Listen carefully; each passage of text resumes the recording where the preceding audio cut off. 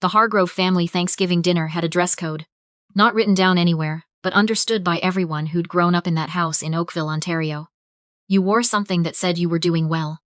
You smiled in a way that confirmed it. And you did not, under any circumstances, bring up anything that might complicate the version of the family my mother had spent 40 years carefully constructing. I almost wore jeans. That alone would have said everything. My name is Sloane Hargrove. And in this family that has always meant the one who left for Vancouver, the one who does something with software that nobody bothers to ask about twice, the one my mother introduces at parties as our youngest. She's in tech in the same tone she uses to describe the weather. Accurate, unremarkable, moving on.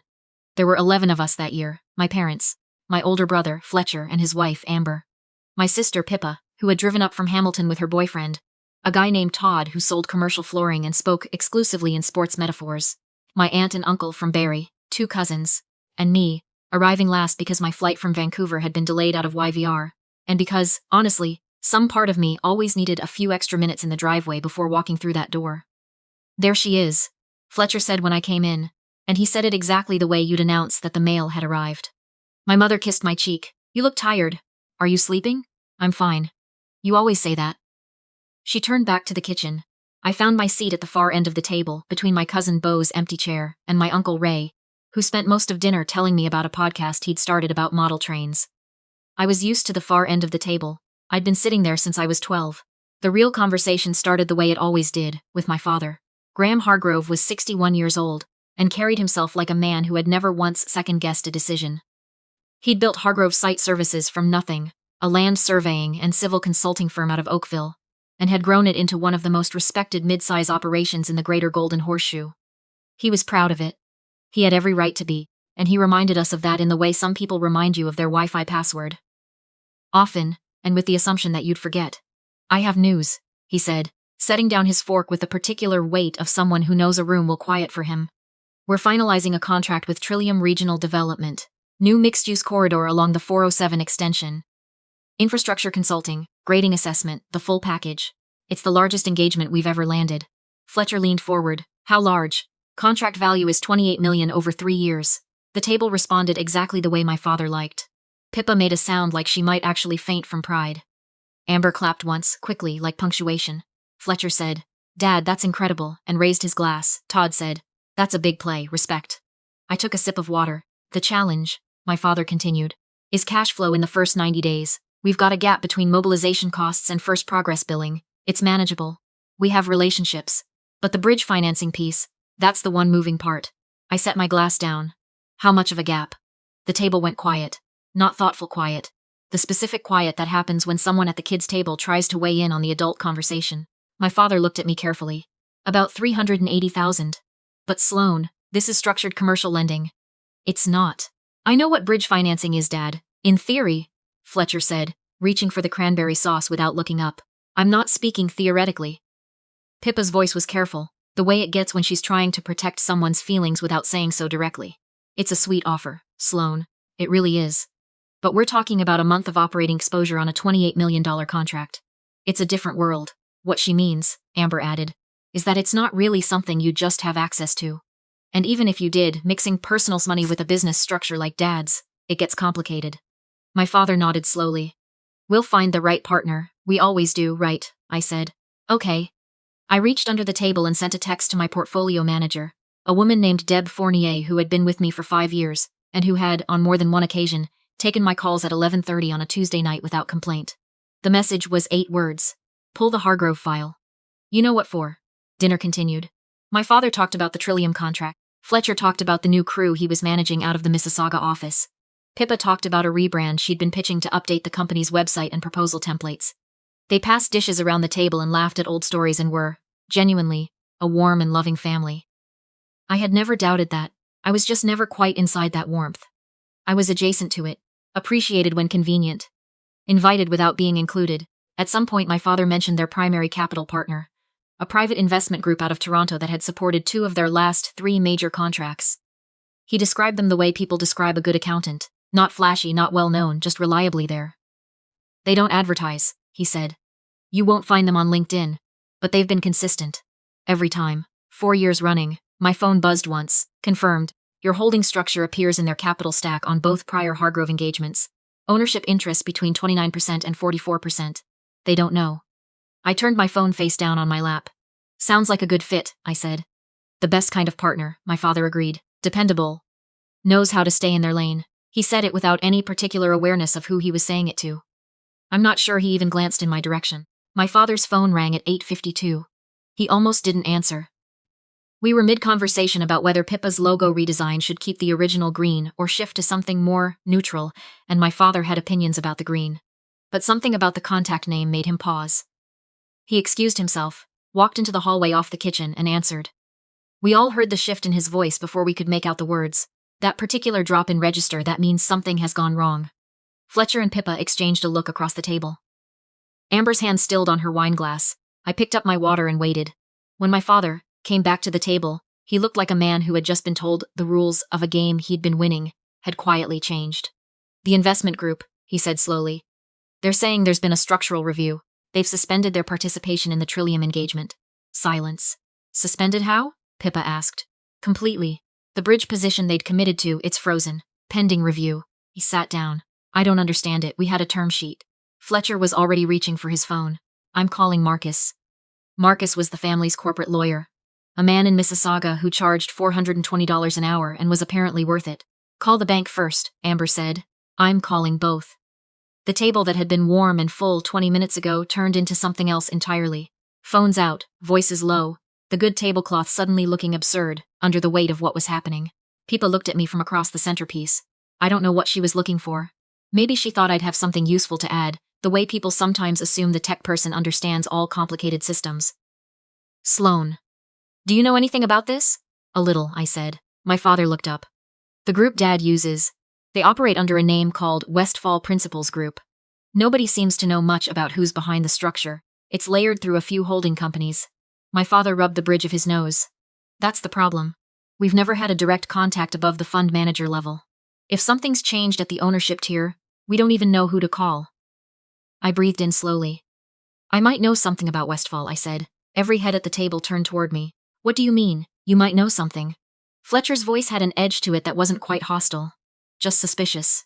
I've followed them for a while. They're structured out of a numbered company in Alberta. Very private, but their total capital under management is somewhere around $540 million, primarily Ontario and BC real estate and infrastructure plays. How do you know that? Pippa asked. Research. Nobody researches a private fund that specifically, Fletcher said, without a reason. What's your reason, Sloan? I looked at my father. Check your email. I just forwarded you something. He picked up his phone. His eyes moved across the screen once. Then again. The muscle in his jaw shifted. His hand lowered to the table slowly, like he was setting down something heavier than a phone. Read it out loud, I said quietly. His voice came out lower than I expected.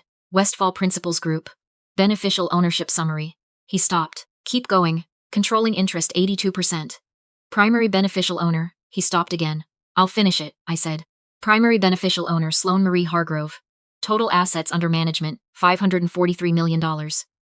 The room was completely still. Bo made a sound that wasn't a word. Uncle Ray put down his fork. Amber stared at me with an expression I had never seen on her face in 8 years of family dinners. You're Westfall, my father said. I've been Westfall for 4 years and 3 months. He set the phone on the table. Sloan. How? This was the part I had been carrying for a long time. Not with anger exactly. I want to be honest about that. What I felt sitting there wasn't anger. It was something older than anger. Something that had settled into my bones over years of Christmas dinners and phone calls that ended with "we'll let you get back to it," and birthday cards that said, "Hope work is going well," because nobody ever asked specifically. When I moved to Vancouver at 23, I said, I had $14,000 and a piece of software I'd been building for 2 years in my apartment on St. George Street. It was a workflow tool for civil project management. I licensed it to a firm in Calgary 18 months later for a little under $2 million. I looked at my father. I didn't spend it. I read every book about private capital markets I could find. I made bad investments. I made better ones. I kept going. I paused. I learned how to think about infrastructure value from you, Dad. You never taught me directly because it never occurred to you to, but I was always paying attention. The way you talked about project timelines, about mobilization risk, about what makes a contract actually worth signing. I absorbed all of it. And then I went and applied it somewhere you couldn't see. $500 million, Pippa said. Like she was testing whether the number would break if she said it out loud. 543. And you invested it in us. Fletcher's voice was flat, not accusatory yet, still trying to process the math. I invested it in sound infrastructure plays with a contractor I had reason to trust. The fact that the contractor was Dad's firm was relevant context. But it wasn't sentimentality. Every dollar I put into Hargrove Site Services was a calculated decision based on contract history, asset quality, and management track record. I let that sit for a second. You're good at what you do, all of you. I never had any doubt about that part. Then why? Fletcher stopped. Started again. Why pull the position? Why tonight of all nights? I looked at him for a long moment. The brother who had, at every family dinner for as long as I could remember, reached for the bread before the conversation was finished. Because 3 hours ago, when I offered $380,000 to cover a cash flow gap, a gap that, relative to my actual position, is roughly equivalent to someone offering you a $20 bill to cover parking. You told me I was speaking theoretically. Dad said it wasn't my world. You reached for the cranberry sauce. Amber explained to me gently that I probably didn't have access to that kind of money. I kept my voice even. It took effort. Not because I was angry, because the even voice was the one that told the truth without needing to perform anything. I have been quietly supporting this company through a provincial infrastructure slowdown, 2 interest rate cycles, and a supply chain disruption that killed 3 of your competitors. Contracts. I did it because the projects were good, and because the people running them were competent. And tonight, at this table, I was still the one who does something with computers that nobody quite understands. My mother, who had been very still at the other end of the table, made a small sound and pressed her hand to her mouth. My father stared at the tablecloth. I want to say something clearly, because I've thought about this moment a lot since it happened, and I don't want it to be misread. I didn't pull the Westfall position because I wanted to hurt anyone. I don't think I'm capable of that, not toward these people, not toward this family. What I wanted was for something to shift, something that small conversations and careful hints over years had never managed to move. I needed them to stop looking through me long enough to actually see what was there. I'm not doing this out of spite, I said. I want to be clear about that. I'm doing it because something needed to change, and I didn't know how else to make that visible. I've tried in smaller ways for a long time. You weren't looking. My father looked up. Dale, my dad, who I had watched build a company from a single truck and a drafting table in our garage, who I had never once seen falter in public, looked like a man standing at the edge of something he couldn't survey. Sloan, he said. And then he said nothing else for a moment. Just my name, like he was relearning what it meant. I'm sorry. His voice was rough, not because of the money. I need you to know that. I'm sorry because I sat at this table for years and I never once asked you the right questions. I taught you how to think and then acted like you'd never learned anything. That's on me. What, specifically, are you sorry for? I asked. Not to be hard on him, because specificity matters. Vague apologies are easy. I'd heard plenty of them. He thought about it. Really thought about it. In the way he thinks about bids. For deciding who you were before you'd had a chance to show me.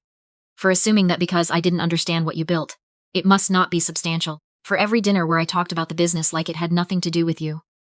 His voice cracked slightly on the last sentence. You've been in this company for 4 years and I didn't even know to be grateful. Fletcher put his phone down. I've been condescending to you since you were a kid. I know I have. I thought it was just older brother stuff. I didn't realize it had calcified into something. He looked at the table. That's not an excuse. I'm sorry, Sloan. Pippa reached across and put her hand over mine. She didn't say anything right away. Pippa processes things slowly and honestly, which is something I've always respected about her. You built something extraordinary, she said finally, and we made you feel like you had to keep it invisible just to be taken seriously at this table. That's not a family dynamic. That's a failure. We need to fix it. I looked around at all of them. Here's what I want, I said. I'll restore the Westfall position. Full capital reinstatement. The Trillium contract proceeds on the original timeline, but I'm not staying in the background. I want Heel's real seat in the business conversations. Not as a silent investor, as a partner. Someone whose perspective gets asked for, not explained away. I want this family to stop deciding what I understand before I've had a chance to speak. My father stood up. He walked around the table and stood in front of me. He's not a man who makes big gestures. He's never been. Which is why this one landed the way it did. You've always had a place in this business, he said. I just never made room for it. He extended his hand. I'd like to correct that, if you'll let me. I shook his hand, and then I took out my phone and called Deb.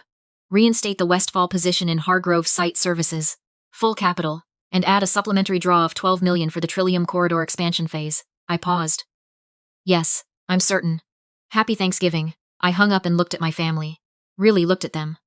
The way you look at something you've always known but are only now fully seeing. The bridge financing will be in place before Monday, I said. The Trillium contract is a good engagement. I would have backed it regardless of tonight. The projects are sound.